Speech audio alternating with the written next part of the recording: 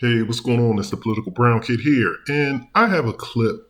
This is I think, a physicist. His name is Carl Sagan.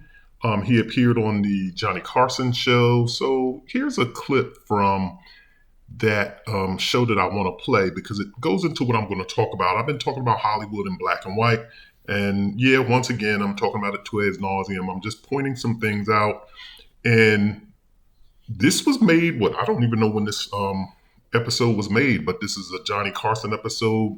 Looks like it's 1960s, 1970s. But I'm going to play this, and even Carl Sagan, white physicist, even notices something strange with the sci-fi movies that are out. As a matter of fact, this had to be in the 70s because this is when Star Wars first came out, as well as Close Encounters of the Third Kind. So go ahead and check out this clip. I'm going to kind of edit it, chop it up a little bit, because I just want to focus on the points that he made. But nothing in context is going to be missed here. So I'm going to play it. Here it goes. I think it's all common to yours. I know there was some Time or Newsweek. Somebody'd ask you about the pictures that are out now. There's Star Wars, Close Encounters, and so forth, and they ask you what you thought. Then you thought that they should be, not that you didn't say they weren't entertaining, but you thought maybe they should deal a little closer with scientific facts. Yeah, my sense of them is that sort of the 11-year-old in me loved them, but they could have made a better effort to do things right. A lot of different aspects of things. There's Star Wars starts out saying it's on some other galaxy, Right. and then you see there's people, and starting in scene one, there's a problem because it's extremely unlikely that there would be creatures as similar to us as the dominant ones in Star Wars, and there's a whole bunch of other things. They're all white. The skin of all the humans in Star Wars, oddly enough, is sort of like this. Right. And not even the other colors represented on the Earth are present, much less greens and blues and purples and oranges. They did have a scene in Star Wars with a lot of strange characters. Yeah, but none of them seem to be in charge of the galaxy. Everybody in charge of the galaxy seemed to look like us. And also, I felt very bad that at the end, the Wookiee didn't get a medal also.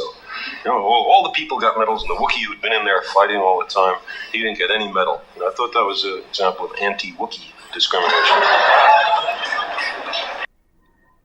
So, as you can see, everything that I've been saying in regards to my Hollywood in black and white series, especially when it revolves around science fiction, obviously this guy Carl Sagan has had the same conclusion that I had, and I hadn't even heard of this guy until I just looked online. It just popped up in my newsfeed, matter of fact, or my YouTube videos, and I just kind of stumbled upon it. So I'm going to I'm going to try to be as concise as possible when talking about this, because I've talked about this subject to the nth degree. When you look, just as he's pointed out, when you look at Star Wars, out of I'm talking about the original trilogy, and even if you look at all of their trilogies, matter of fact, because we're talking about science fiction in general, but Carl Sagan even made this observation based off of Star Wars and Close Encounters. So two sci-fi movies, he's noticed this trend. When you look at the movies, let's start with Star Wars. There's one black person in the universe, and that is Lando Calrissian.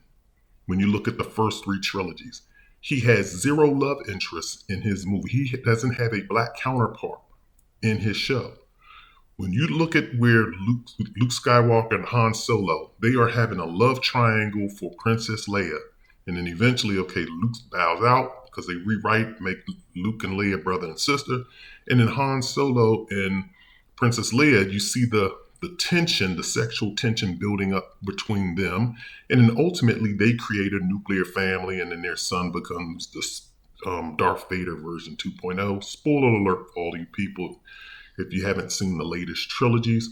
But when you look at that whole trilogy sequence, there's only one black guy, Lando Calrissian. There's no black woman at all. So where's the black woman at in space for Lando? Then when you get to the later trilogy, the one where they have Ren, the girl playing in it, there's one black guy, John Boyega. I think that's his name. I hope I'm pronouncing your name right, John. If not, I do apologize. But there's one black guy. and he doesn't have a love interest. They kind of seem like they kind of wanted to build him a love interest with the Asian woman, but where's the black woman at? Then when you look at the Star Wars spin-offs, Solo, a Star Wars story about Han Solo's origin story, you have Tandy Newton. Of course, now she wants to be Tandy Way. She done dropped that because now the whole victim parade is over. So now she's gone back to being Tandy. I'm pretty sure. Well, I assume. But you have Tandy Newton in space, and she's with Woody Harrelson. So now there's no black guy in space, but they always have to have an either or. They can't just have two black people, and those two black people can't be in love. It's amazing. So how did they get to become black skinned if there's no other black person around? But they continue to do this to us. They don't show any love or sexual tension between black men and black women or romanticize the black love. Now let's look at Battlestar Galactica. That was actually the reboot I'm talking about. The reboot of Battlestar Galactica, which came out around 2003, 2004. That was actually it was a good show. It was one of my favorite shows. I really did like the reboot. But one of the things that they did in the reboot was they recast some characters. So for people that may not be familiar with sci-fi Battlestar Galactica, the original Boomer was played by a black male character. The original version was made in the 1970s. So the original Battlestar Galactica had a character called Boomer, which was played by a black male. In the new Battlestar Galactica, they switched Boomer to an Asian female. And then also in the original Battlestar Galactica that came out in the 1970s, the Colonel Ty, I think it's Colonel, I think that's his rank, Colonel Ty is played by another black male. And then in the 2003, in the reboot version, Colonel Ty is played by a white male. So just to kind of go back to the original Battlestar Galactica, those were really like the only two black characters on the show was Boomer and Colonel Ty. Now in the reboot of Battlestar Galactica, they recast those two characters and made one a white female. I mean, an Asian female, and then one a white male. In the old version, they didn't have any black females. It was two black males, no black females. So once again, it's like the black people can never get their counterpart on these shows.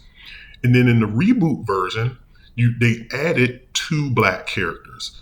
One black character actually is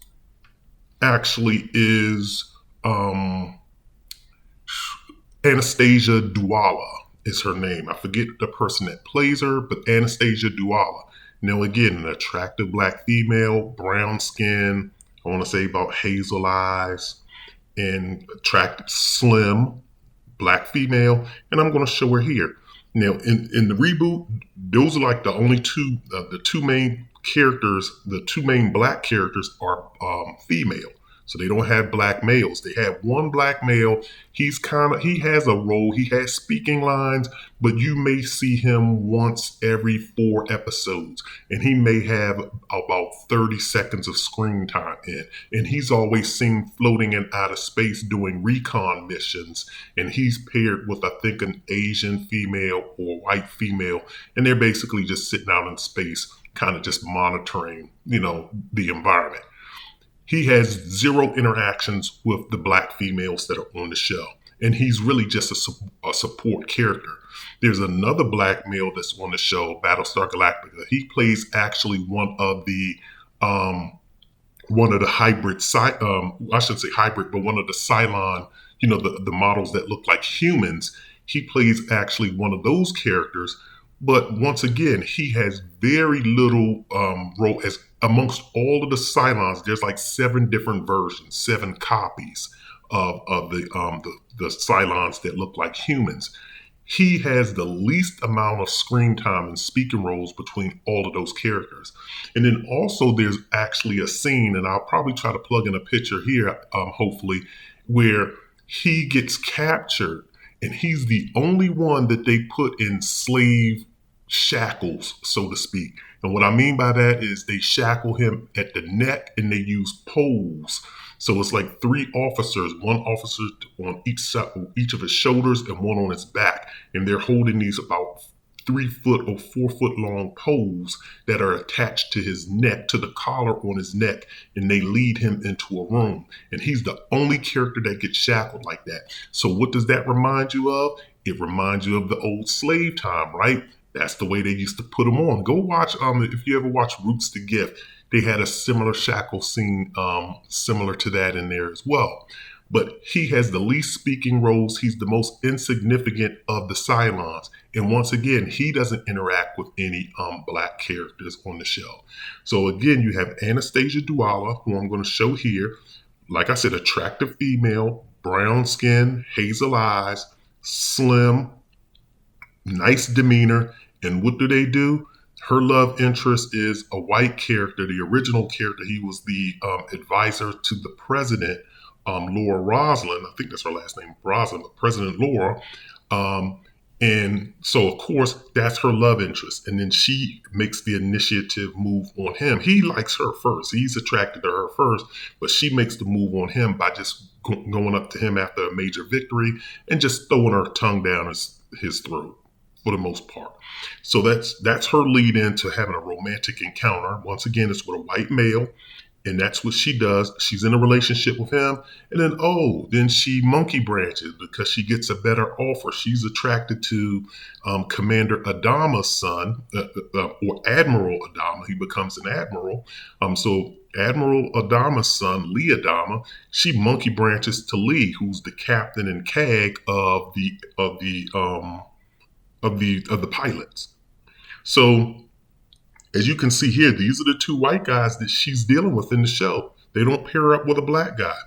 The other character on the show is, her name is Tori. Tori replaces Billy, who was Billy, when Billy when Billy makes his exit from the show, spoiler alert, he gets replaced by Tori. She becomes the president's advisor, Laura Roslin's advisor. Now, Laura, I know some people who are familiar with the show and probably familiar with Tori. She's played by a woman named, an actress named Rekha Sharma. You're going to say, well, Rekha Sharma is Indian. Well, I got news flash for y'all. Being Indian is not a race. And if you look at most Indians fall into the Nubian category. So, and here's a picture of Rekha Sharma right here. And, regardless of how white people, because we all know that white people wanted to reclassify Indians as Caucasians, they don't fit the bill, but they just want to do it because Indians are, because of their qualities and characteristics as human beings. They're smart, India's progressive. So I'm telling you, white people always want to capture everybody that's doing good and great on this planet Earth. They always want to classify them into the Caucasian category. I told y'all that there was talks one time to classify Asians as Caucasians. And then they also talked about classifying Indians as Caucasian. Knowing daggone well, like, number one, if you look at Filipinos really fall more in the Nubian category, and also Indians fall into that category as well. But getting back on topic, when you look at Rekha Sharma on the show, what does she do?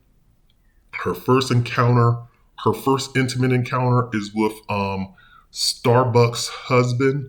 And I'm not going to give you the background of why she got involved with Starbuck's husband, just in case you want to watch the show. But I'm going to have a picture of him in here that's showing an interaction with her and him. So she's interacting with him. And then she goes on to Gaius Baltar, who's like the scientist.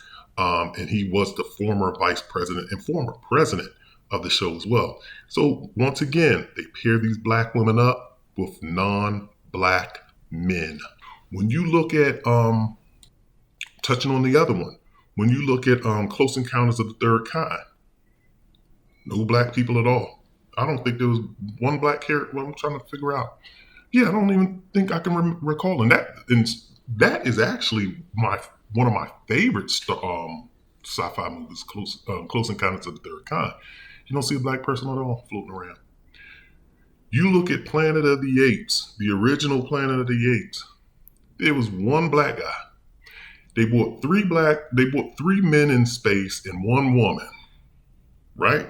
No, three men, one woman.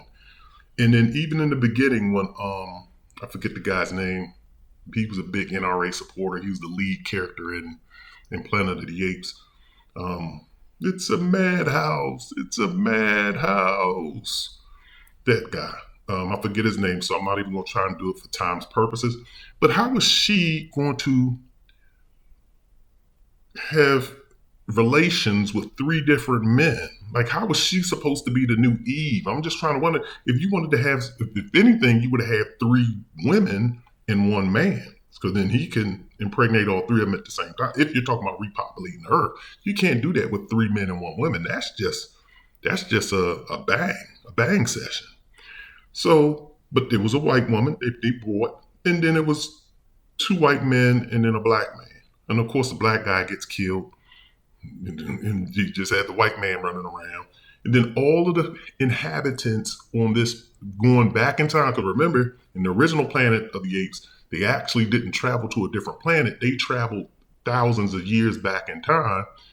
No, thousands of years into the future. I'm sorry, they traveled thousands of years into the future because the Earth was destroyed by a nuclear holocaust, and then the Earth was restarted back over with apes being in the dominant position. But you see all of the humans are white. All of the non-speaking humans that they encountered were white. Not one black soul except the one black guy that traveled with them. I don't make this stuff up. I told you, when you watch, it's a movie on Netflix, and it stars George Clooney, I do believe. I think it's George Clooney. It's a sci-fi movie. They have two black people in space. This movie literally has about 10 characters in it. 10. The black guy is married to a white woman. They're in the spaceship. And 8 of them are sharing the same space, or 6 of them are sharing the same spaceship. So on the spaceship, it's 6 people. 2 of the people are black. So 1/3 of the people are black. The black guy's married to a white woman, and the black woman hangs out with an Asian guy. I think he's Asian or Latino. And you don't see the black characters, the black male and the black female interact. I think they interacted one time, and it was kind of hostile. It was kind of adversarial. He was kind of frustrated with her. She was trying to figure something out. It's always those type of events. When you look at Alien Covenant, matter of fact, when you even look at the Alien movies, where they had Yaphet Kotto, of course he dies off, but they always had one. Then in Aliens, that he was in the original Alien. Then in Aliens, they had 2 black characters. The one black guy banged a black male. The one black character said he had relations with an alien, and the white character had to let him know, yours was a man. And then the black guys are like, it doesn't matter because they're, Centurion or whatever alien race they were. So he's basically saying, since they're not humans, it doesn't mean that I'm gay. But of course, they had to have the black guy in some homosexual activity. I don't make this up. Watch Aliens, the one with the S at the end. Not Alien, but Aliens. Then the black characters get killed off, and of course it's just Newt, Sigourney Weaver, and the guy from the Terminator rolling around. They live to the end, kind of like a nuclear family. But then when you even watch Alien Covenant, there's only Carmine Ejogo, and she's with a white man. And Lord, she's running, and everybody's like, hey man, take care of my wife. She's all up in love with her man. He's in love with her. Not a white black person in sight. When you look at Alien, I think that was Alien Covenant. Then when you look at Prometheus, you just have Idris Elba. One black guy rolling around, driving a spaceship. And you can see that, I guess there's some tension between him and Charlize Theron. So the assumption is that they got it on. But where's the black woman at? There's no black woman. So to me, it's when you watch these movies, basically what I'm saying is this, because I can keep running down the list, but I want y'all to do y'all's homework and start watching these sci-fi movies and look at them from the lens. This is a Freudian slip on the part of whomever's creating these movies. This goes to show you that all of these white people who write these scripts, who cast these characters, their Freudian slip is, in the future, we don't plan to see any Negroes on planet Earth or throughout the galaxy. We want to get rid of all black men, or we want to get rid of all black women. We can't have these two running around. We want to have minimal of them running around the universe as possible. And also, the white man and the white woman dominate the universe. Wherever we go, we are running things. I don't care if we go to, the fifth dimension or the 28th dimension. Wherever we go, we're going to wind up either being in charge or taking over. Hey, he said it in, said it in Planet of the Apes. Remember, they were standing there with the primitive humans, and said to the other people, he said, look, just think optimistically. And if this is the best that they have in 4 or 5 years, we'll be running this place. That's what he said. Because that's the white man's goal, is to always run and dominate everybody else. Don't respect anybody else's culture. He just comes in and takes over their culture and takes over everything. I don't make this stuff up. So this is just my observation. And obviously, Carl Sagan has the same observation that I do. But this is just another Hollywood in black and white, just looking at sci-fi, the sci-fi experience. So if you have any comments, leave some comments in the comment section. Also hit the like and subscribe button. Once again, this is the Political Brown Kid. I'm out of here.